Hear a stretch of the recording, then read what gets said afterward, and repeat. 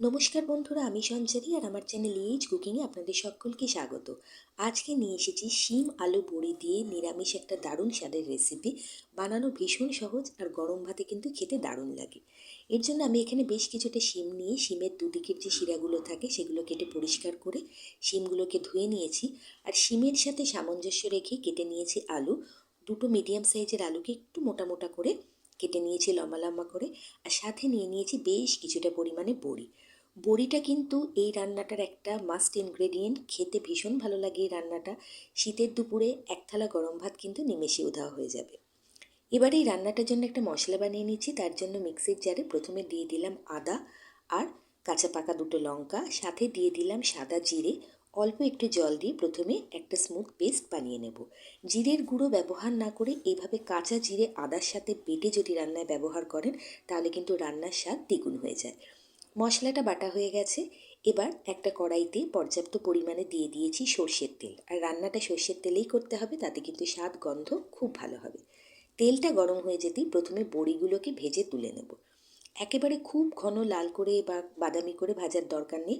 বড়িগুলো বেশ একটু ভাজা ভাজা হয়ে গেলে বড়িগুলোকে আমি কড়াই থেকে তুলে নিচ্ছি।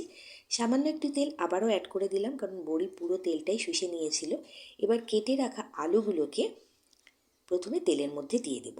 আলু দিয়ে ৩-৪ মিনিট মিডিয়াম ফ্লেমে আলুগুলোকে আগে একটু ভাজা ভাজা করে নেব। তারপরে আলুর সাথে শিম অ্যাড করব। আলাদা করে আলু ভেজে তুলে নিয়ে তারপরে আবার শিম ভেজে তুলে নিয়ে আমি করছি না, একবারেই আলু আর শিম ভাজছি।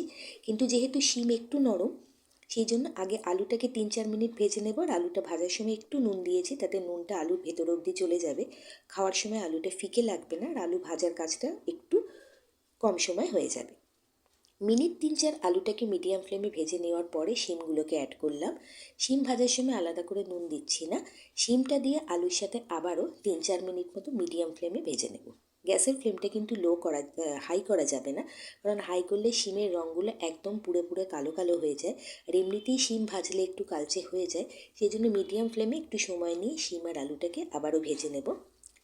এতে করে কী হবে, শিমের যে একটা কাঁচা গন্ধ থাকে সেটা যেমন চলে যাবে, শিমটা কিন্তু অর্ধেক মতো নরম হয়ে আসবে। আর আলুটা প্রায় 70-80% কিন্তু নরম হয়ে যাবে। তো মোটামুটি 7-8 মিনিট হয়ে গেছে আলুটা দেওয়ার পরে নাড়াচাড়া করতে করতে। আর শিমও প্রায় 4-5 মিনিট মতো ভাজা ভাজা হয়ে গেছে। শিমের গায়ে হালকা একটা কোটিং আসা শুরু হয়েছে। এমন সময় শিম আর আলুটাকে আমি তুলে রেখে দিলাম। কড়াইতে অল্প একটু সর্ষের তেল দিয়ে এর মধ্যে দিয়ে দিচ্ছি জিরে আর শুকনো লঙ্কা ফোড়ন হিসাবে। জিরে আর শুকনো লঙ্কাটা ভাজার যখন একটা মিষ্টি গন্ধ আসবে, তখন আদা আর জিরে যেটা বেটে রেখেছিলাম জল দিয়ে, সেটাকে এখানে অ্যাড করে দেবো। জিরের গুঁড়ো দিলে রান্নার একরকম স্বাদ হয়, আর আদার সাথে যদি জিরে বাটা করে অ্যাড করেন রান্নায়, তাহলে কিন্তু তার স্বাদ আরেকটু আলাদা হয় এবং সেটা বেশি ভালো হয়।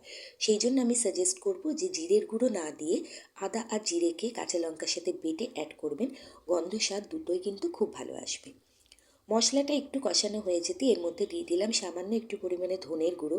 জিরে তো আগেই দেওয়া আছে, সেই জন্য জিরের গুঁড়ো এখানে দিলাম না। একটু কাশ্মীরি লাল লঙ্কার গুঁড়ো অ্যাড করলাম, তাতে রান্নার রঙটা খুব ভালো আসবে। আর দিয়ে দিচ্ছি হলুদ। আমি যেহেতু হলুদ বাটা ব্যবহার করি রান্নায়, তাই আমি এখানে 1 চামচ মতো হলুদ বাটা দিয়েছি, আপনারা হলুদ গুঁড়ো দিতে পারেন। এবার মশলাটাকে আরও একটু ভালো করে কষিয়ে নেব। মশলাটা একটু কষানোর পর যখন মশলাটার গা থেকে অল্প অল্প করে তেল বেরোনো শুরু করবে, তখন যে আলুটা ভেজে রেখেছিলাম আর শিমটা ভেজে রেখেছিলাম এটার মধ্যে অ্যাড করে দিতে হবে। আমি এখানে কিন্তু আলাদা করে টমেটোর ব্যবহার করিনি। আপনারা চাইলে এই সময় একটুখানি টমেটো পেস্টও ব্যবহার করতে পারেন। এবার আলু আর শিমটাকে ভেজে রাখা আলু আর শিমটাকে দিয়ে মশলার সাথে 2-3 মিনিটের জন্য কষিয়ে নেব। এতে করে মশলাটা যেটুকু কষানো বাকি আছে সেটাও হয়ে যাবে, আলু আর শিমটা আরেকটু ভাজা ভাজা হয়ে যাবে, আর আলু আর শিমের মধ্যে মশলার ফ্লেভারটা কিন্তু খুব ভালো মতো ঢুকে যাবে। এই রান্নাটা কিন্তু একেবারেই কম সময়ের তা আমি বলছি না, সময় একটু অবশ্যই লাগবে, কিন্তু স্বাদ এতটাই ভালো হবে না, একবার খেলে ভুলতে পারবেন না।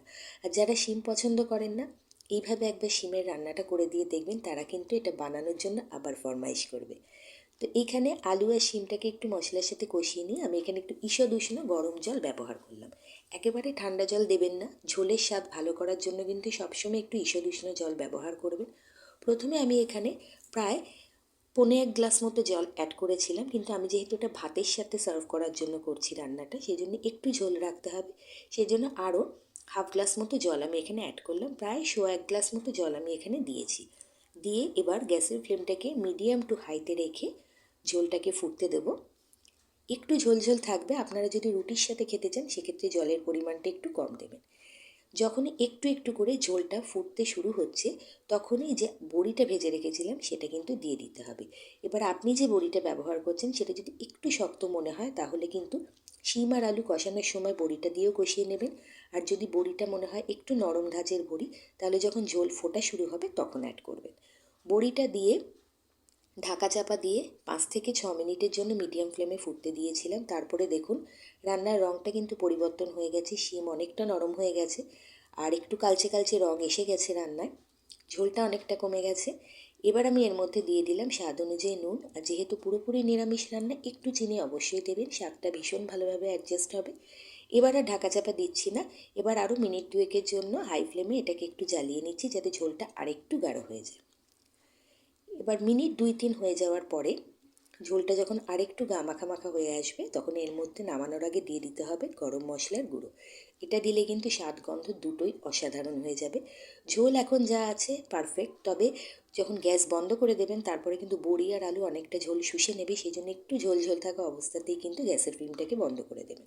রান্নার টেক্সচারটা দেখুন দুর্দান্ত এসেছে, আর খেতে এত ভালো হয়েছে, না খেলে কিন্তু এর স্বাদ বোঝা যাবে না।